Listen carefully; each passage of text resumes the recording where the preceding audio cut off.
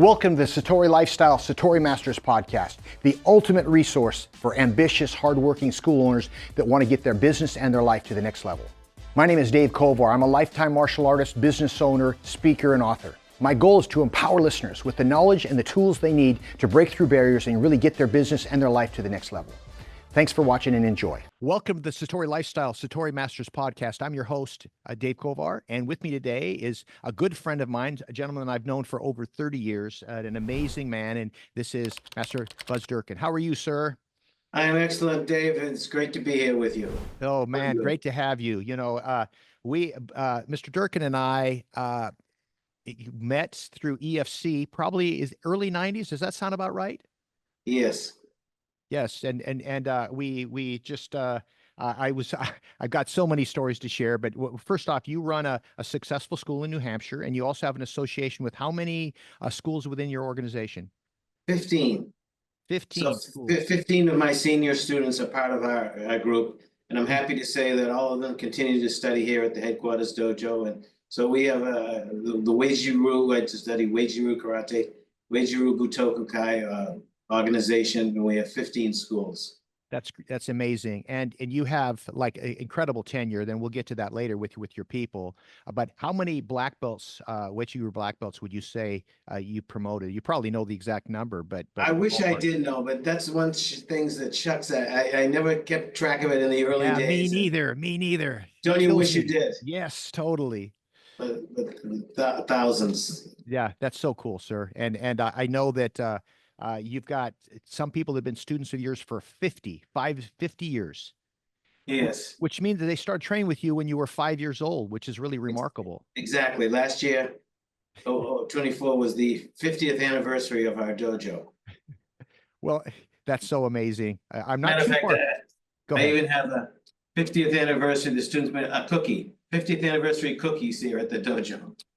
That's so cool. Well, I'm not too far behind you. I'm into my 47th year now, so I've got a ways behind you, but I've got a story I got to share. You've heard me share it before, so forgive me. And it was when you graciously allowed me to visit your school. This would have been 28 years ago.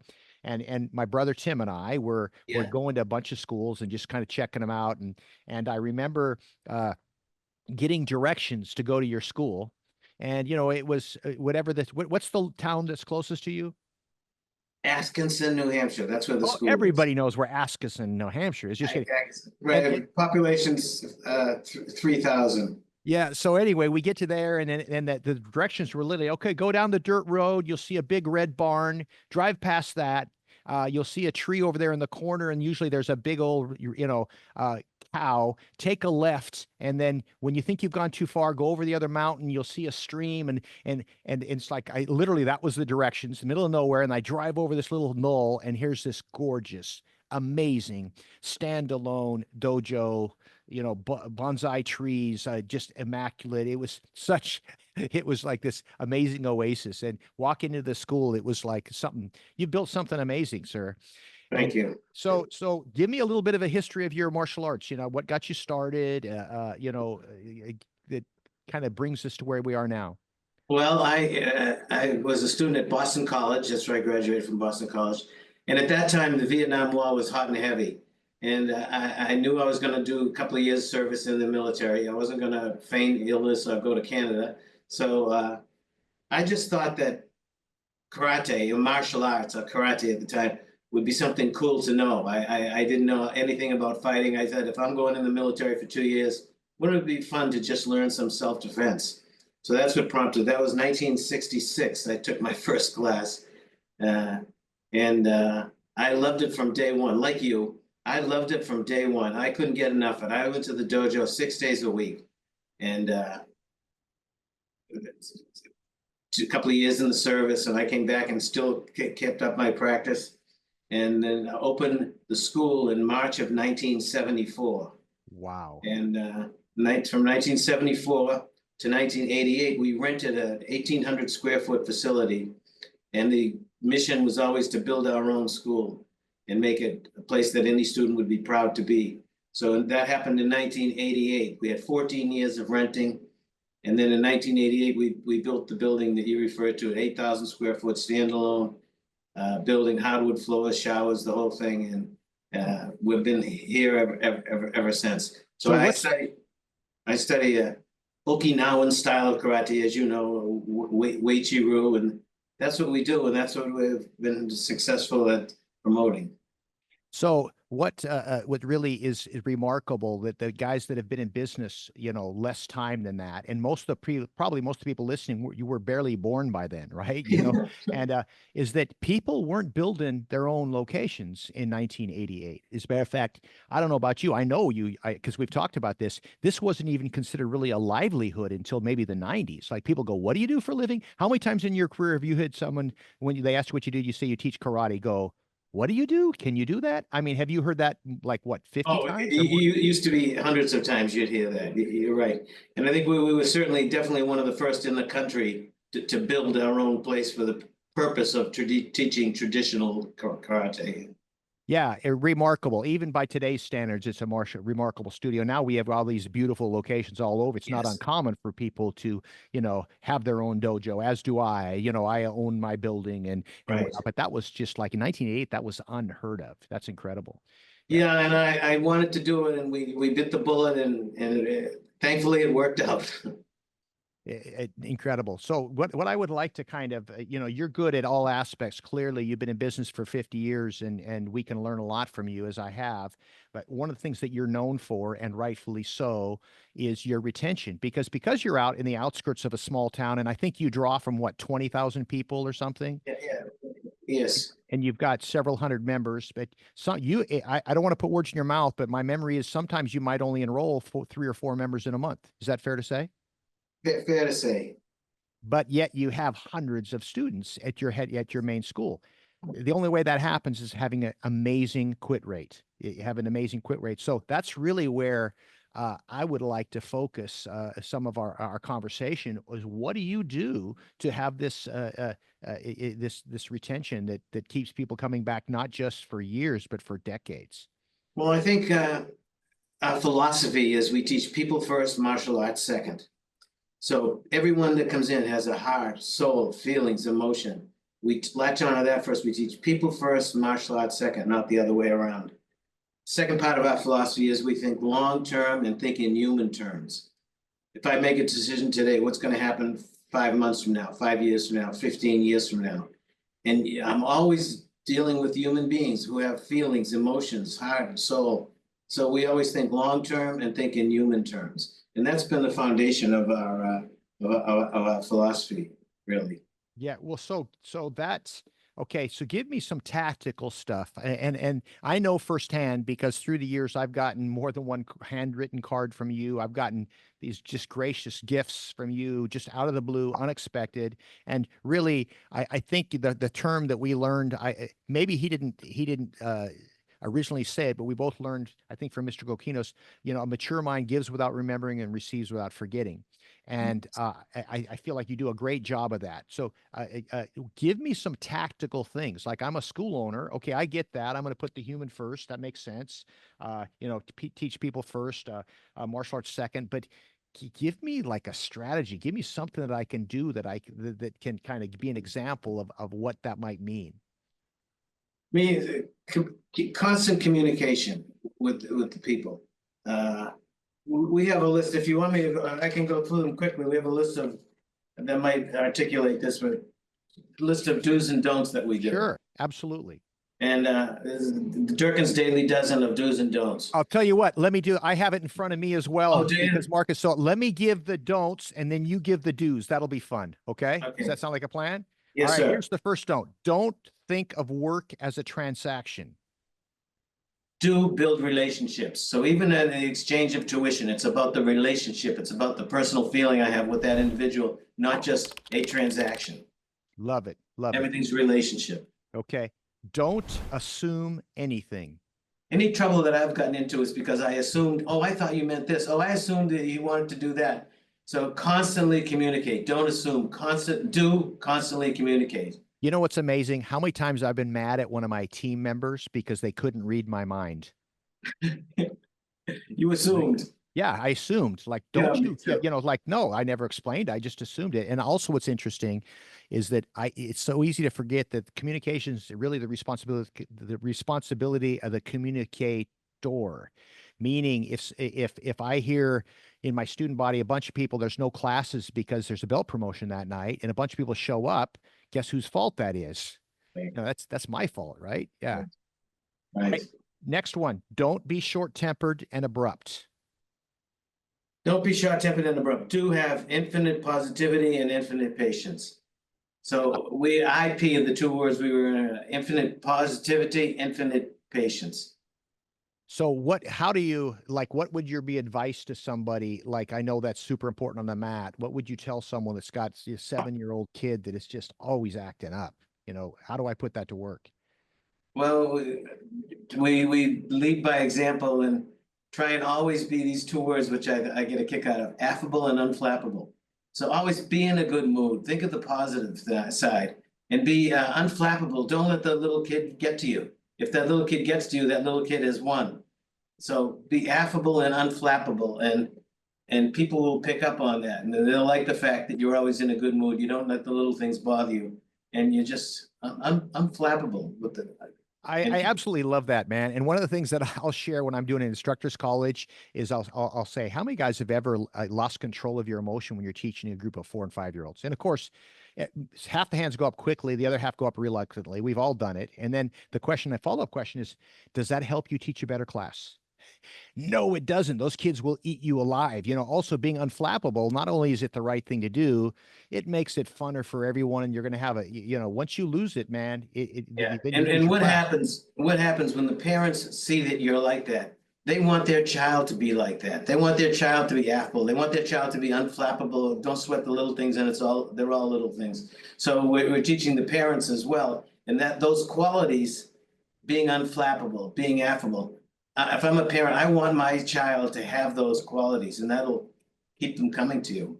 Yeah, I love it, sir. Next one. Don't hide from or avoid people. Yeah, be accessible. I know sadly, so many martial arts teachers, they'll see someone come in and say, oh, I'm going to get in the office and wait till that class is over. I'm not going to go out and see them. Be accessible.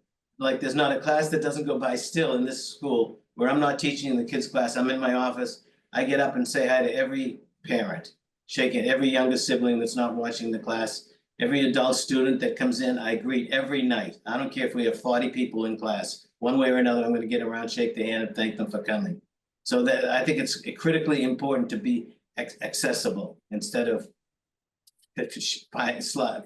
And my guess is that in most evenings, because you have this well-trained staff, that's probably your main, like, I'm guessing you're not teaching, you're teaching, I'm sure, a few classes a week, but you're not teaching bell to bell. It's been a long time since you've done that, I'm sure.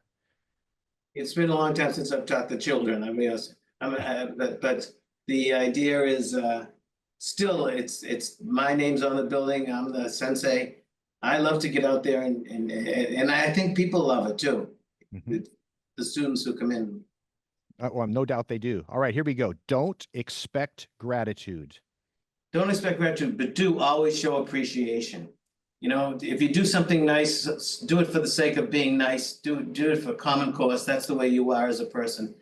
But don't expect gratitude. But even for the smallest things, show appreciation. Let's start with thank you for coming to the school tonight. It's 7 degrees outside. You could be home by the fireplace having a hot coffee or a cocoa or something, but you came to the dojo. So we show appreciation for every little thing that the students do. Thank you for working so hard with that newest student. Thanks for being a role model. So we always show appreciation. Don't expect gratitude.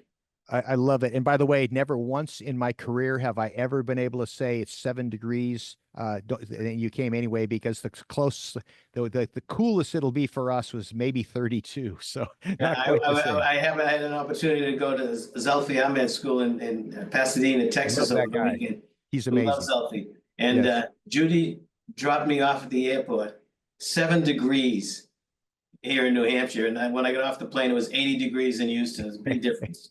Yes, I was actually in Costa Rica last week and getting off the airport, coming home. It was 30 degrees, which is not the same, but boy, it was a culture shock for me as well. Right. The other thing about don't expect gratitude, it kind of has to do with, you know, if you get a thank you when you do something for someone, that's great, but you don't do it for the thank you, right? In other words, it's Yes. like you can't be offended. You did it because otherwise it's a transaction. It's not a gift, right? If I give somebody Yes. something and they go, oh, they didn't say thank you, then, oh, is that what you did it for? What is that? Right. Exactly. Well said. All right, next one is, by the way, I learned this from you 30 years ago, and I've actually become pretty good at this. Don't say no problem. Don't say no problem. Do say my pleasure. Because why bring up a problem? Why would there be a problem? We don't even bring problems up here at the school. Everything is my pleasure. It's my pleasure to be of service to you. Thank you for coming here. It's my pleasure to teach you. It's my pleasure that you're eager to learn. So no problem. Those words don't exist here at our school. Yeah, and see the thing when you say no problem, you're kind of like saying, "Yeah, I'll lower myself to help you out." That's kind of the feel that it gives versus, "No, Yes. I'm here to serve." And of course, Yeah. the word samurai, that's what it means, to serve. Okay, here it Right. is. Next one. Don't think any job in your school is beneath you. Do what needs to be done. I don't care if it's cleaning a toilet. I don't care if it's putting in toilet paper. Do what needs to be done. If I'm walking down the corridor and there's a piece of paper on the floor, I'll bend over and pick it up. Interestingly enough, students pick up on that. If the same thing happens 2 weeks later and there's a 6-year-old kid walking down the hallway, he'll bend over and pick it up. Not that I demanded that he do it, but he saw me do it. He saw the seniors do it. So that's I love it. And then, one of the things that also in a perfect world, if I saw that happening, I'd want to catch him doing that too.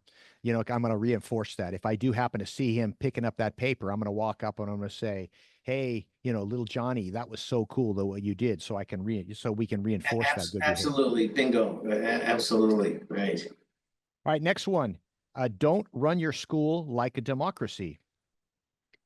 Do run your school like a benevolent dictator. And I think that's critical. Too many schools, parents, parental groups, they're good to listen to, but they don't know the ins and outs of running a school. They're not the martial artists, and they don't know the full picture.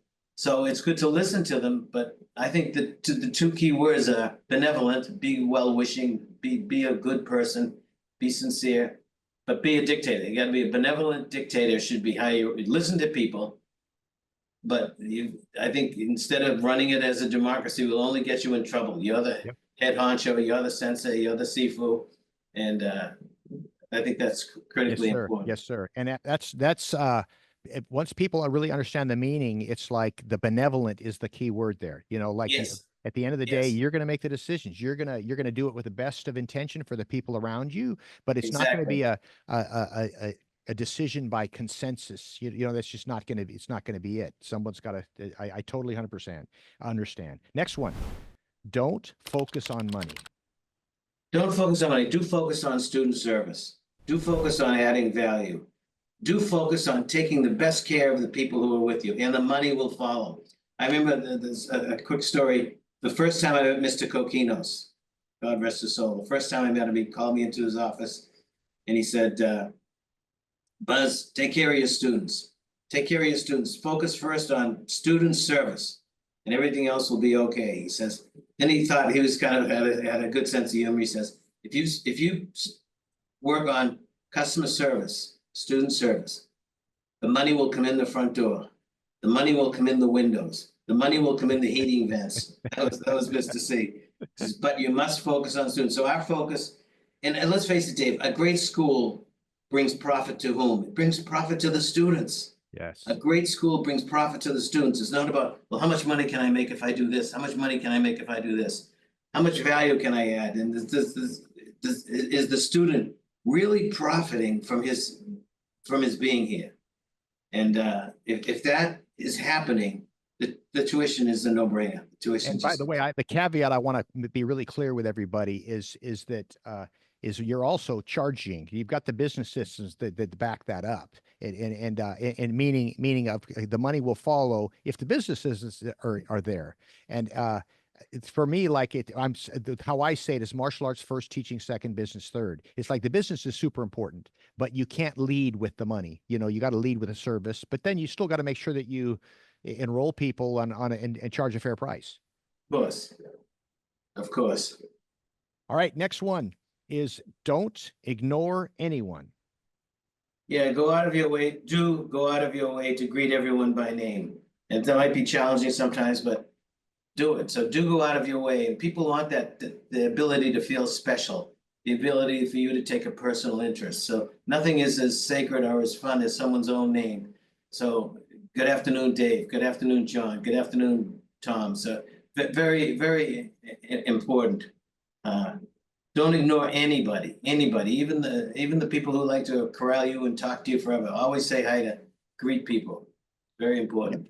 I used to have this one guy that was a parent of a junior student, and he was like the most pessimistic guy that I ever had as a student. And I remember I'd walk up to him. It took me a while to figure out how to interact with him, but I'd walk up and say, "Hey, how you doing?" He'd go, "Terrible.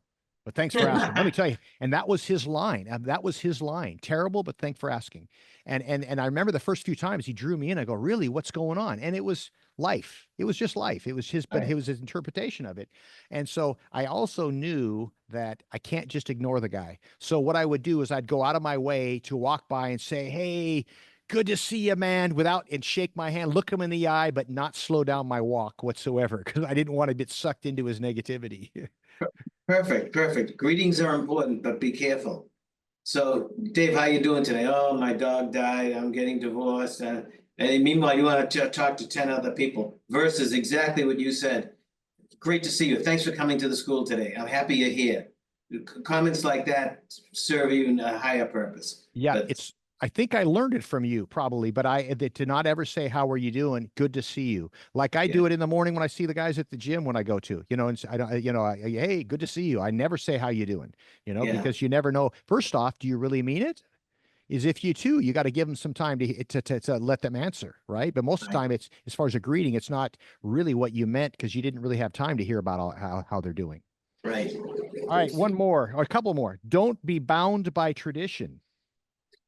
But do respect tradition. Yeah, I teach a traditional style of karate. I respect the tradition, but I'm not bound by it. A good business has to be forward thinking.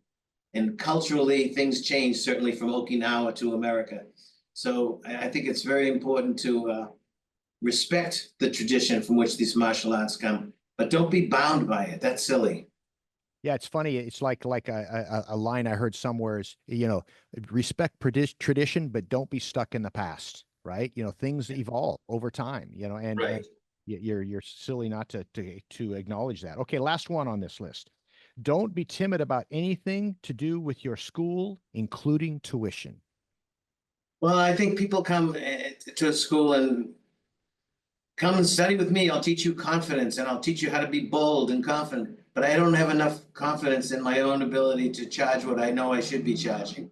And I think a lot of school owners sometimes are shy when it comes to tuition. And I think they should be proud of their tuition if they're offering a high value.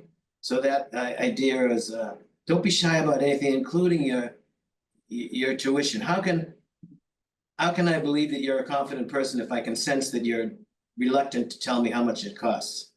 So I think that idea of you're a confident sensei, sifu, whatever, and this is the fee. And when you exude that confidence in an enrollment conference or whatever, people go along with it. I want to be confident. You're confident. Asking them this: is this value? Does the value provided? Absolutely, the value is provided. So I think too many teachers are a little shy. I should be getting more. I should be getting more. You should be confident in what you charge for tuition. I'll tell you what, to this day, I still struggle with when people bump into me, "Oh yeah, I want to do it. How much does it cost?" I still struggle with feeling like I'm worth it. I know we are, but what's interesting, how I've gotten around that is I'll give them some big figure, like how much it costs. I usually will say, "Oh, about $500-600 a month." And you can see them go shell shocked. Boom. And then I go, just kidding. Most of our students pay a couple $100 a month. And somehow they go, oh, okay, it's a, but somehow I feel better about that price. I shouldn't have to. I should be able to lead with it.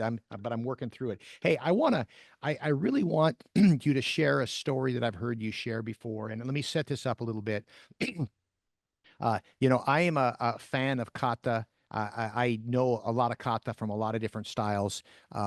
What that really means is I'm not very good at any of them because I have that broad base, right? But I don't necessarily practice kata as much anymore, just because I look at them kind of like old friends. I'm glad to have known them, and I want to see them from time to time, but I'm not spending as much time as I did in the past with them.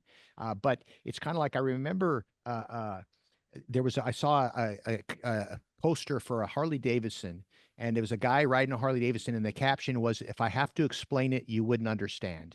And that's kind of how I feel about kata. Like, you're not going to do that in the EFC. That's not the point. It's not the point, right? There's so many benefits. But you share a story about an experience that you had when you were in Vietnam, and how kata played into that I just think it's just such a great story. Would you mind sharing that with everybody? No, of course I'll share it. I went into the Army for 2 years, tour of duty, had to be it. I was a first lieutenant actually in the infantry, of course. And I was an advisor to a South Vietnamese infantry battalion. We lived in the jungle, we lived in the woods. And this one particular time, we were out on a mission, sleeping overnight in the jungle for 3 or 4 nights. The helicopters came to pull us back, and we were all exhausted, totally exhausted. And this communication comes in on our radio and coded, and we read it. 2,000 NVA to attack your position tonight. No air support available. So my sergeants and I was the team leader of a team of four Americans living with these South Vietnamese. And we said, oh my God, what the heck can we do? So we planned everything that we could do. No one sleeps that night. We put more claymores out. We claymore mines out. We had an escape and evasion plan, a place to meet if we got overrun. And it was quite a trying time. And after we got everything organized and ready for what was going to happen, I went down into a bunker. And before I went into the service, I had received my black belt. So I was a showdown, a lowly showdown. And I didn't know what else to do. And I did a kata. I did the Sanshin kata, which is the foundation kata for many styles of karate, certainly Okinawan karate. So I did the kata. I think it was even though I was only a showdown, I think it was the best kata I ever did. It was mind, body, spirit. I put everything I had into that thing. And the weird thing was, when I come out of the bunker, I was calm, cool, collected. I was ready for anything that would happen. And I'll never forget that. And I attribute that calmness, that awareness, that resolution to the fact that I did my kata and I believed in my kata. Now, the best part of that whole story is they went directly around us. They didn't have no firefights. They went directly around us. So the next day we could see where they had been, but was for whatever reason, only God knows. And my mother would pray for me when I was in Vietnam. They went right by us, and it was not an issue. But the kata meant so much to me, and I said from that day forward, the kata will always mean something special to me. Love it. Thank you so much. Well, sir, as you know, much respect, much respect. I think the world of you, and I love the fact I'm so proud to know you, and just you an amazing example for all of us martial arts school owners. And I would like is there any words of wisdom? I'm a school owner. I've been in business for a few years now. I'm struggling, having a hard time make it. What would you share with me? What words of wisdom in parting would you share with me? I'd say let your passion show through. I think it's so critical that we have passion for what we do.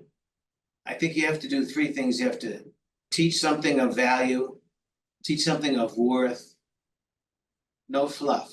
This martial arts is great value when taught correctly. I think we have to expect it from your students, expect them to do the right thing, to work hard to. And thirdly, you have to model proper behavior, proper technique. So I would suggest teach something of value, something of worth, and continue to learn. Expect it from your students. and then model it personally. Because if you teach it and expect it and you're not modeling it, that's out the window. It's fake. So I would recommend that teach. Those who dare to teach or lead must never cease to learn. So keep learning, teach something of value, expect it from your students, and model proper technique, model proper behavior. And the behavior is what's going to sell your program as much as the other things. Very good. So, love it, sir. Yeah, that's what I would say. Great advice. I appreciate it. Well, I appreciate you, sir, and I thank you so much for being, a guest and. Well, David, it's a pleasure for me to be here, and I can say this unequivocally. I don't think anyone does more to promote the martial arts than you do, and I think it's wonderful the way you do it. And the martial arts field is so much the better because of your input, and I mean that sincerely. Thank you, sir. Thank you. I appreciate those kind words, and I hope to talk to you again soon. And but how's your Sok San Gary coming? If I took my sock off my right foot, Sok San Gary with my right is awesome. With my left, not so much. My big toe on my left doesn't work the way I'd like it. So yeah, I still could do Sok San. By the way, for those guys listening, that's a toe kick in Okinawan karate that very few people do correctly. That I'm always showing off every time I see Master Buzz. I'm always showing on my Sok San front kick. All right, thank you, David. Take care, man. Bye-bye. A pleasure. Thank you for tuning in today to our podcast. I hope you found it valuable and inspirational. To stay connected, please subscribe to Apple Podcasts, Spotify, or wherever you go for your podcasts. If you enjoyed today's show, please give us a 5-star review. And we really sincerely would appreciate some feedback. Your feedback helps us to create high-quality content that will help others in the future. If you'd like to follow me, you can go to Dave Kovar on Facebook or Hanchi Dave Kovar on Instagram. Thank you so much for watching, and I'll see you on next episode.